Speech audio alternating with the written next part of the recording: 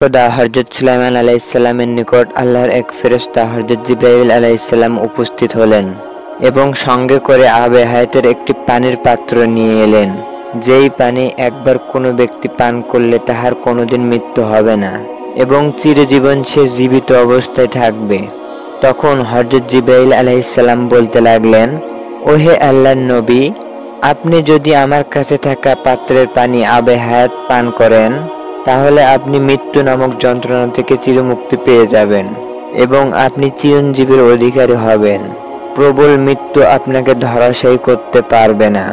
এই আবে হায়াতের পানি এত গুণাগুণ রয়েছে যে যেই ব্যক্তি এই পানি একবার পান করবে সে অমরত্ব লাভ করবে। তখন হযরত সুলাইমান আলাইহিস সালাম পেরেশানির মধ্যে পড়ে গেলেন।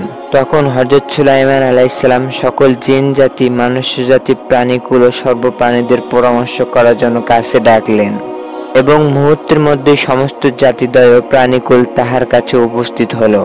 তখন হযরত সুলাইমান আলাইহিস সালাম সমস্ত জাতিদেরকে বলতে লাগলেন, ওহে পুরো পৃথিবীর সমস্ত জাতিদ্বয়, মহান আল্লাহ রাব্বুল আলামিনের পক্ষ থেকে হযরত জিবরাইল আলাইহিস সালামের মাধ্যমে আমার নিকট আবে হায়াতের পানি পাঠানো হয়েছে। আমি যদি তাহার সেই পানিদ্বয় পান করি তাহলে মৃত্যুকে আমি জয় করে নেব এবং আমার আর কখনো মৃত্যু হবে না, আর আমি চিরজীবন জীবিত থাকব। কখনো মৃত্যু নামক বস্তু আমার সঙ্গে সাক্ষাৎ হবে না। তখন হযরত সুলাইমান আলাইহিস সালামের এরূপ কথা শুনে উপস্থিত জনতা বলতে লাগলেন, ওহে মহান আল্লাহ রাব্বুল আলামিনের একজন নবী, আপনি আমাদেরকে একটি উত্তম সুসংবাদ শুনালেন। আপনি অবশ্যই আবে হায়াতের পানি পান করে অমরত্ব লাভ করুন, কারণ মহান আল্লাহ রাব্বুল আলামিন যাহা চাইয়াছেন তাহার মধ্যে শান্তি নিহিত রহিয়াছে। অতএব আপনি অবশ্যই আবে হায়াতের পানি পান করুন। তখন হযরত সুলাইমান আলাইহিস সালাম একে একে সকল প্রাণীদের অনুমতি নিলেন, শুধুমাত্র বাকি রইল একটি ক্ষুদ্র প্রাণী বেজির অনুমতি। তখন তিনি একটি ঘোড়াকে পাঠালেন বেজিকে তথাস্থানে উপস্থিত করার জন্য, কিন্তু ঘোড়াটি দ্রুতই একা একই ফিরে এলো। তখন হযরত সুলাইমান আলাইহিস সালাম একটি কুকুরকে পাঠালেন যেন বেজিকে তথাস্থানে উপস্থিত করে। তখন কুকুরটি বেজিটিকে রাজি করিয়ে তথাস্থানে উপস্থিত করতে লাগলো। তখন হযরত সুলাইমান আলাইহিস সালাম ক্ষুদ্র প্রাণী বেজিকে বলতে লাগলেন, ওহে ক্ষুদ্র প্রাণী বেজি, তোমাকে সর্বপ্রথম একটি ঘোড়াকে ডেকে আনতে পাঠিয়েছিলাম। যখন সে ব্যর্থ হয়ে ফিরে আসলো তখন একটি কুকুরকে তোমার নিকট পাঠালাম, আর তখন তাহার সঙ্গে তুমি এখানে উপস্থিত হলে। আর তুমি এরূপ কাজটি কেনই বা করলে?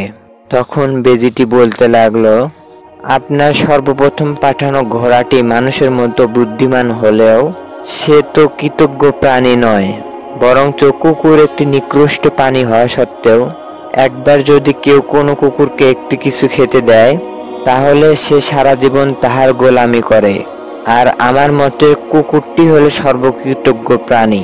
তখন হযরত সুলাইমান আলাইহিস সালাম বলতে লাগলেন, আর সে যাই হোক, হযরত জিবরাইল আলাইহিস সালাম আমার নিকট আবে হায়াতের পানি নিয়ে উপস্থিত হয়েছে, আর সেই পানি যদি আমি পান করি তাহলে আমি অমরত্ব লাভ করব।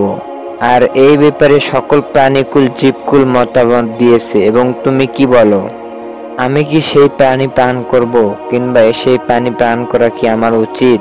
তখন বেজিটি হযরত সুলাইমান আলাইহিস সালামকে বলতে লাগলেন, আপনি যদি আমার মতামত নিতে চান তাহলে আমি বলবো আপনি ওই পানি পান করবেন না, কেননা আপনি যদি ওই পানি পান করেন তাহলে আপনি সারা জীবন অমর থেকে যাবেন, আর এইদিকে আপনার সকল আত্মীয় স্বজন, পাড়া প্রতিবেশী নির্দিষ্ট সময় পরে মৃত্যুবরণ করবে, আর আপনি তখনও বেঁচে থাকবেন, যার ফলে আপনি একাকিত্ব বোধ করবেন।